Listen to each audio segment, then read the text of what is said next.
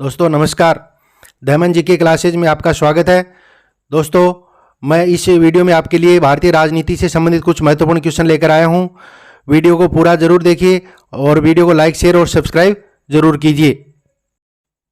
हमारा पहला क्वेश्चन है 24 जनवरी 1950 को संविधान सभा के कितने सदस्यों ने वास्तविक रूप से उपस्थित होकर अपने हस्ताक्षर किए थे?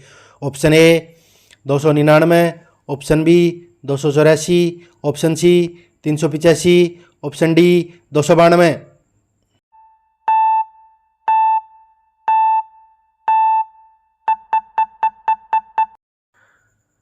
हमारा आंसर होगा ऑप्शन बी 284 सदस्य। 284 सदस्यों ने 24 जनवरी 1950 को संविधान सभा के हस्ताक्षर किए थे।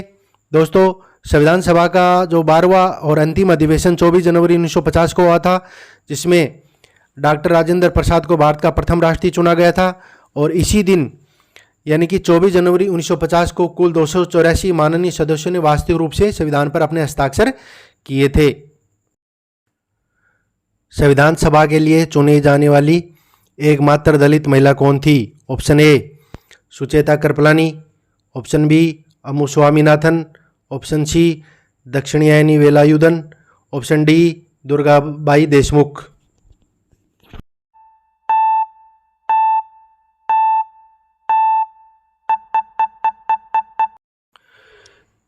इसका आंसर होगा हमारा ऑप्शन सी दक्षिणायनी वेलायुधन।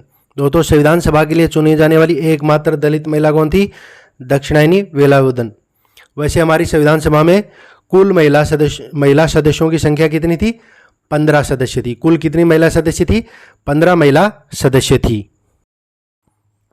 भारत के संविधान की उद्देशिका में किस स्वतंत्रता का वर्णन नहीं है? ऑप्शन ए विचार, ऑप्शन बी विश्वास, ऑप्शन सी नैतिकता, ऑप्शन डी उपासना।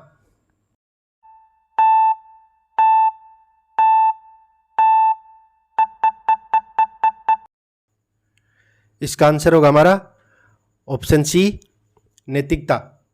भारत के संविधान की उद्देशिका में जो स्वतंत्रताएं दी गई हैं उसमें नैतिकता का वर्णन नहीं है। भारत की उद्देशिका में हमें 5 स्वतंत्रताएं दी गई हैं। नंबर 1 विचार की स्वतंत्रता, नंबर 2 अभिव्यक्ति की स्वतंत्रता, नंबर 3 विश्वास की स्वतंत्रता, नंबर 4 धर्म की स्वतंत्रता, नंबर 5 है उपासना की स्वतंत्रता। एक संविधान एक मशीन की तरह बेजान चीज़ है। इसमें वे लोग जीवन फूंकते हैं जो इसका नियंत्रण करते हैं। भारत में बस कुछ ईमानदार लोगों की आवश्यकता है जिनके लिए राष्ट्रहित ही सर्वोपरि है। यह कथन किसका है? Option A doctor Rajendra Prasad, option B Jawaharlal Nehru, option C doctor Ambedkar, option D Mahatma Gandhi.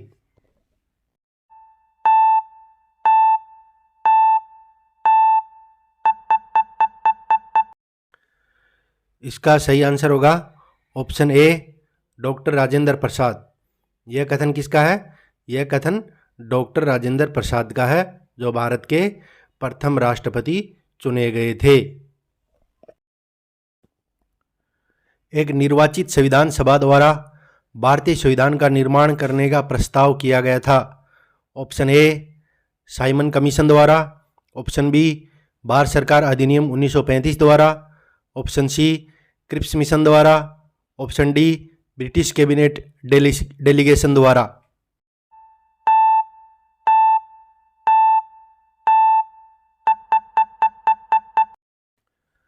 हमारा आंसर होगा ऑप्शन सी क्रिप्स मिशन के द्वारा। दूसरे विश्व युद्ध के बाद यह प्रश्न महत्वपूर्ण हो गया कि किस प्रकार भारतीयों को सत्ता हस्तांतरित की जाए। इस संदर्भ में क्रिप्स मिशन का प्रस्ताव है उल्लेखनीय है। इसमें पहली बार स्पष्ट रूप से कहा गया कि भारतीय संविधान का निर्माण भारत के निर्वाचित संविधान सभा के द्वारा होगा तथा भारत को डोमिनियन स्टेट्स प्रदान किया जाएगा। भारत को एक संविधान देने का प्रस्ताव संविधान सभा द्वारा कब पारित किया गया? Option A 22 January 1946, option B 22 January 1947, option C 20 February 1947, option D 26 जुलाई 1946।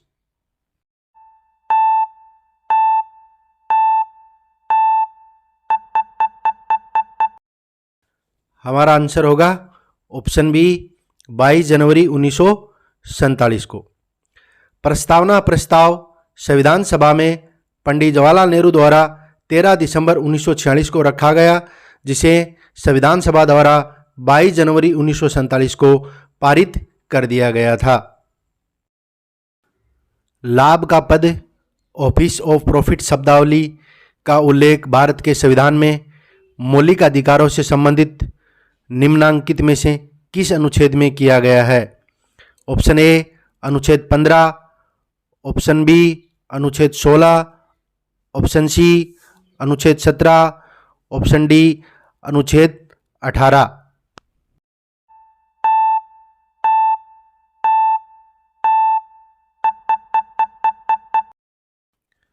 हमारा आंसर होगा ऑप्शन डी अनुच्छेद 18। लाभ का जो पद है ऑफिस ऑफ प्रॉफिट जो शब्दावली का उल्लेख हमारे भारत के संविधान के किस मूल अधिकार में है? अनुच्छेद 18 में, जिसमें उपाधियों का अंत किया गया है। संविधान सभा की प्रारूप समिति का गठन कब हुआ? Option A 26 August 1947, option B 27 August 1947, option C 29 August 1947, option D 22 नवंबर 1947।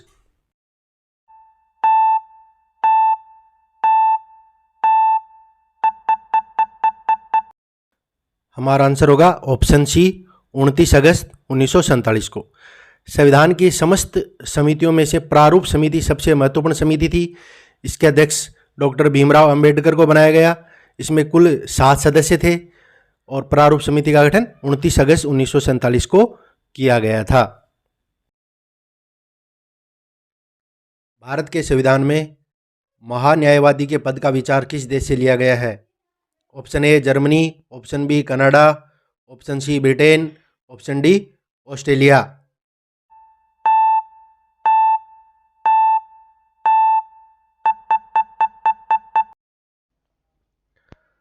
हमारा आंसर होगा ऑप्शन सी ब्रिटेन। भारत के संविधान में महान्यायवादी के पद का जो विचार है वो ब्रिटेन से लिया गया है और भारतीय संविधान में महान्यायवादी का जो पद है वो अनुच्छेद 76 में आता है। भारत के राष्ट्रपति का पद शासकीय प्रणालियों के किस संयोग को चरितार्थ नहीं करता है? क्वेश्चन का मतलब क्या है कि निम्न में से जो शासनीय प्रणाली हैं वो भारत के राष्ट्रपति पर कौन सी शासन प्रणाली ऐसी है जो लागू नहीं होती है और कौन सी है जो लागू होती है? तो ऑप्शन ए हमारा है संसदीय एवं गणतंत्रीय, ऑप्शन बी गणतंत्रीय एवं लोकतांत्रिक, ऑप्शन सी संघीय एवं संसदीय, ऑप्शन डी अध्यक्षात्मक और लोकतांत्रिक।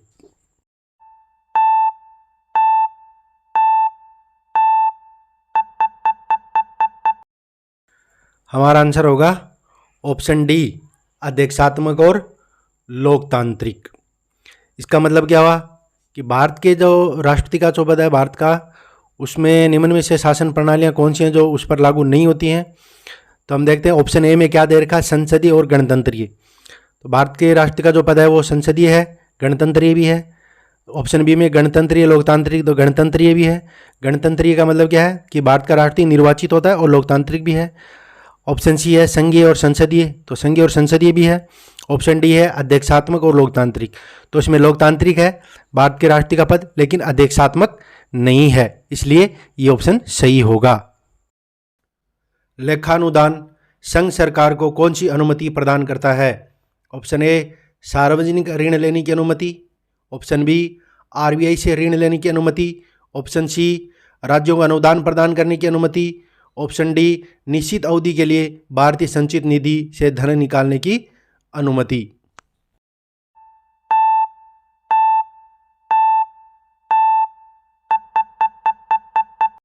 हमारा आंसर होगा ऑप्शन डी निश्चित अवधि के लिए भारतीय संचित निधि से धन निकालने की अनुमति।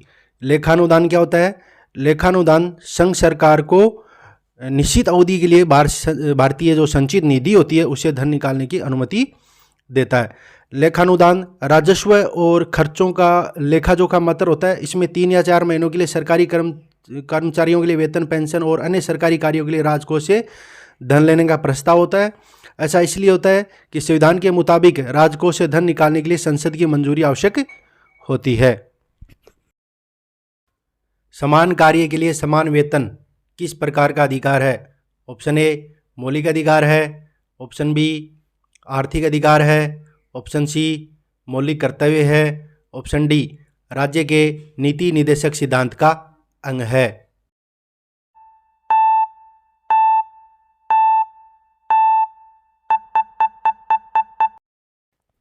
हमारा आंसर होगा ऑप्शन डी, राज्य के नीति निर्देशक सिद्धांत का अंग है।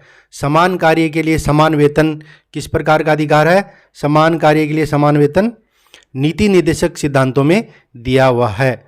हमारे संविधान के अनुच्छेद 39 में राज्य विशेष रूप से निम्नलिखित नीतियों को सुरक्षित करने की दिशा में कार्य करेगा, यह दिया हुआ है। इसमें लिखा है सभी नागरिकों को आजीविका के पर्याप्त साधन का अधिकार होगा, भौतिक संसाधनों के स्वामित्व नियंत्रण को सामान्य जन की भलाई के लिए व्यवस्थित करना, कुछ ही व्यक्तियों के पास धन को संकेंद्रित होने से बचाना, पुरुषों और महिलाओं को दोनों को समान कार्य के लिए समान वेतन, श्रमिकों की शक्ति और स्वास्थ्य की सुरक्षा, बच्चों के बचपन एवं युवाओं का शोषण न होने देना। भारत एक कल्याणकारी राज्य है, यह कहाँ से पता लगता है? ऑप्शन ए प्रस्तावना द्वारा, ऑप्शन बी मौलिक कर्तव्यों द्वारा, ऑप्शन सी मौलिक अधिकारों द्वारा, ऑप्शन डी नीति निर्देशक तत्वों द्वारा।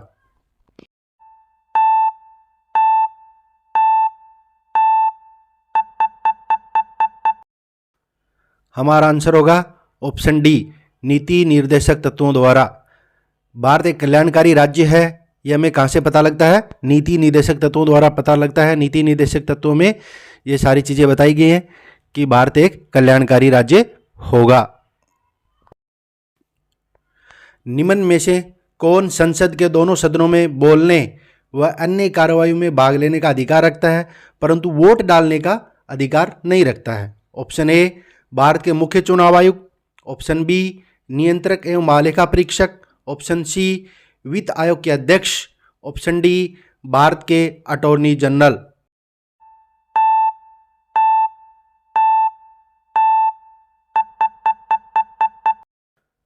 हमारा आंसर होगा ऑप्शन डी भारत के अटॉर्नी जनरल, यानी कि भारत के महान्यायवादी जो है वो संसद में बोल सकते हैं, अन्य कार्रवाई में भाग ले सकते हैं, लेकिन उनको वोट डालने का अधिकार नहीं है। निम्नलिखित में से किसे भारत में स्थानीय स्वायत्त शासन का जनक माना जाता है? ऑप्शन ए Lord Dalhousie, option B Lord Canning, option C Lord Curzon, option D Lord Ripon.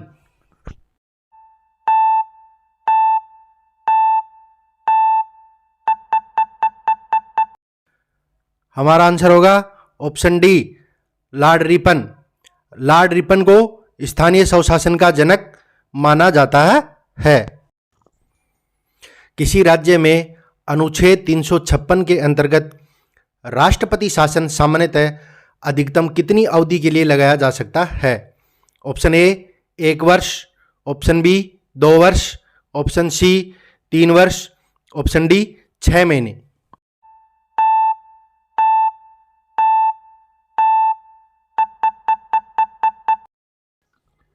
हमारा आंसर होगा ऑप्शन सी 3 वर्ष तक। किसी भी राज्य में अनुच्छेद 356 के अंतर्गत राष्ट्रीय शासन 3 साल से अधिक समय तक नहीं लगाया जा सकता है। भारतीय संविधान में न्यायिक समीक्षा किस पर आधारित है? ऑप्शन ए कानून का नियम, ऑप्शन बी कानून की विधिवत प्रक्रिया, ऑप्शन सी विधि द्वारा स्थापित प्रक्रिया, ऑप्शन डी पूर्ववर्ती परंपराएं।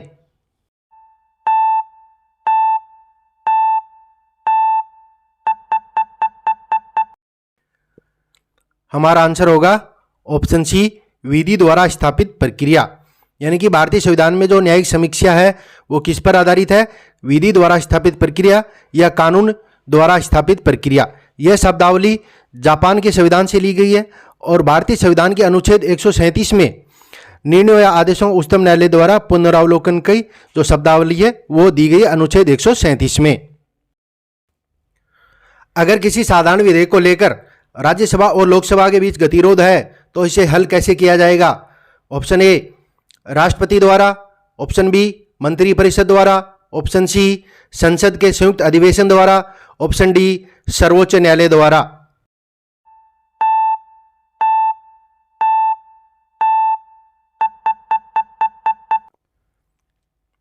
हमारा आंसर होगा ऑप्शन सी संसद के संयुक्त अधिवेशन द्वारा।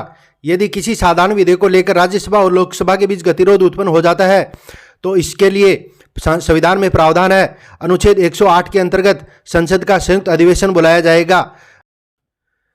93वां संविधान संशोधन निम्नलिखित में से किससे संबंधित है? ऑप्शन ए मौलिक कर्तव्यों से, ऑप्शन बी शिक्षण संस्थानों में ओबीसी के आरक्षण से, ऑप्शन सी पंचायती राज संस्था से, ऑप्शन डी भारत के उत्तर पूर्वी राज्यों से।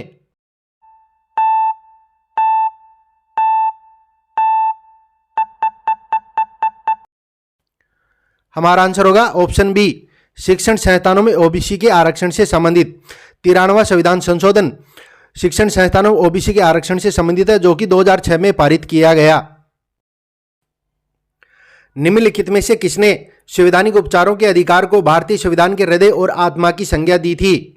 Option A doctor Rajendra Prasad, option B doctor Bhimrao Ambedkar, option C Pandit Jawaharlal Nehru, option D Sardar Patel.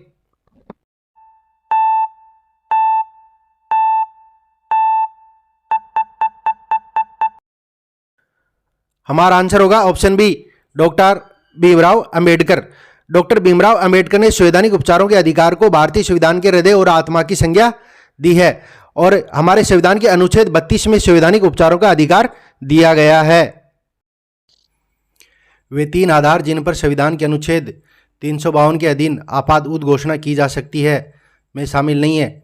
Option A आंतरिक अशांति, ऑप्शन बी युद्ध, ऑप्शन सी बाह्य आक्रमण, ऑप्शन डी सशस्त्र विद्रोह।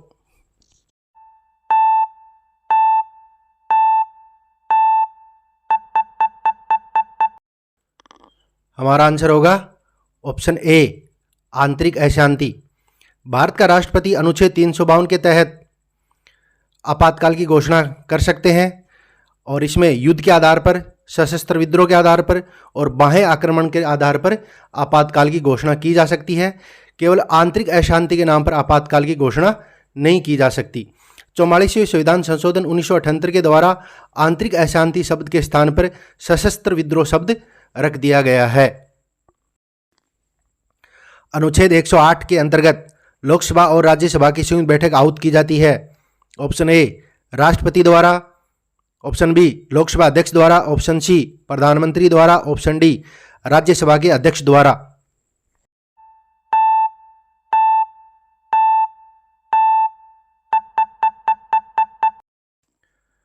इसका आंसर होगा हमारा आंसर ए राष्ट्रपति द्वारा। अनुच्छेद 108 के अंतर्गत लोकसभा और राज्यसभा की जो संयुक्त बैठक बुलाई जाती है वो राष्ट्रपति के द्वारा बुलाई जाती है। यदि लोकसभा और राज्यसभा के बीच किसी साधारण विधेयक पर कोई गतिरोध उत्पन्न हो जाए या राज्यसभा की 6 महीने तक उस पर कोई कार्रवाई न करे तो अनुच्छेद 108 के तहत दोनों सदनों का संयुक्त अधिवेशन राष्ट्रपति द्वारा बुलाया जाता है। अनुच्छेद 118(4) के अनुसार लोकसभा और राज्यसभा की संयुक्त अधिवेशन की अध्यक्षता लोकसभा का अध्यक्ष करेगा। राष्ट्रपति पर महाभियोग का आरोप संसद के किस सदन द्वारा लगाया जा सकता है? ऑप्शन ए लोकसभा द्वारा, ऑप्शन बी राज्यसभा द्वारा, ऑप्शन सी संसद के किसी भी सदन द्वारा, ऑप्शन डी उपयुक्त में से किसी के द्वारा नहीं।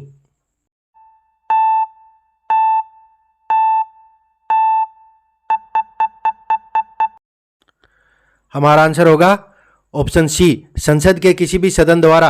अनुच्छेद 61 के अनुसार राष्ट्रपति पर महाभियोग का आरोप संसद के किसी भी सदन के द्वारा, लोकसभा या राज्यसभा किसी के द्वारा भी लगाया जा सकता है। और वो क्यों लगाया जा सकता है? संविधान के अतिक्रमण के कारण राष्ट्रपति पर महाभियोग लगाया जा सकता है। भारत के राष्ट्रपति के महाभियोग की प्रक्रिया है ऑप्शन ए अर्ध न्यायिक प्रक्रिया, ऑप्शन बी कार्यपालिका प्रक्रिया, ऑप्शन सी न्यायिक प्रक्रिया, ऑप्शन डी विधायी प्रक्रिया।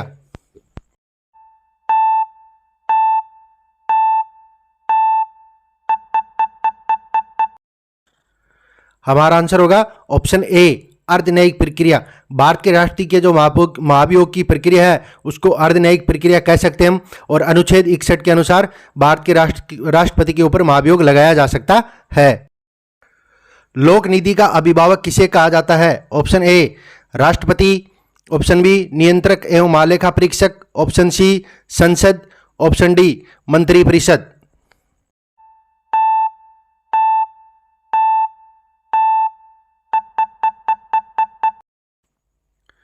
हमारा आंसर होगा ऑप्शन बी नियंत्रक और महालेखा परीक्षक। नियंत्रक और महालेखा परीक्षक जो है वो संविधान के अनुच्छेद 148 में है।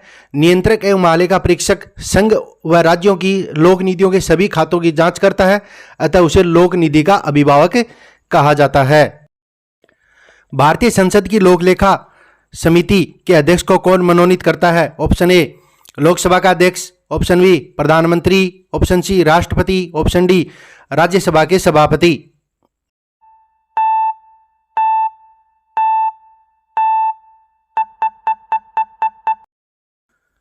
हमारा आंसर होगा ऑप्शन ए लोकसभा का अध्यक्ष। भारतीय संसद की जो लोक लेखा समिति है उसके अध्यक्ष को कौन मनोनीत करता है? लोकसभा का अध्यक्ष है वो भारतीय संसद की लोक लेखा समिति के अध्यक्ष को मनोनीत करता है। संविधान के अनुच्छेद 61 के अनुसार राष्ट्रपति के विरुद्ध महाभियोग का संकल्प लाया जा सकता है जब उसके द्वारा हो ऑप्शन ए संविधान का उल्लंघन, ऑप्शन बी प्रशासन से असहयोग, ऑप्शन सी उच्चतम न्यायालय को सलाह की अस्वीकृति, ऑप्शन डी निषेधाधिकार का दुरुपयोग।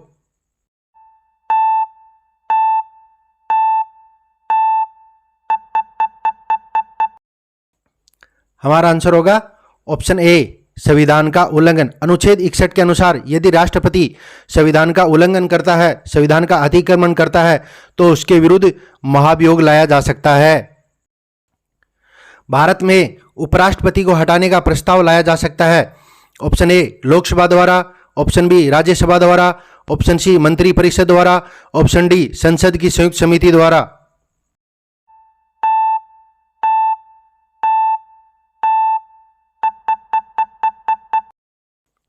हमारा आंसर होगा ऑप्शन बी राज्यसभा द्वारा।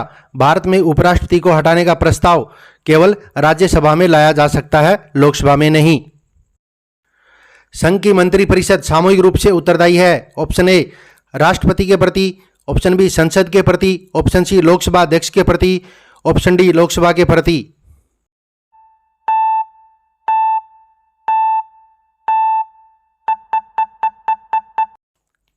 हमारा आंसर होगा ऑप्शन डी लोकसभा के प्रति। संघ की जो मंत्रिपरिषद है वो सामूहिक रूप से किसके प्रति उत्तरदायी होती है? सामूहिक रूप से लोकसभा के प्रति उत्तरदायी होती है। दोस्तों धन्यवाद, जल्दी मिलते हैं अगले वीडियो में। नमस्कार, प्रणाम।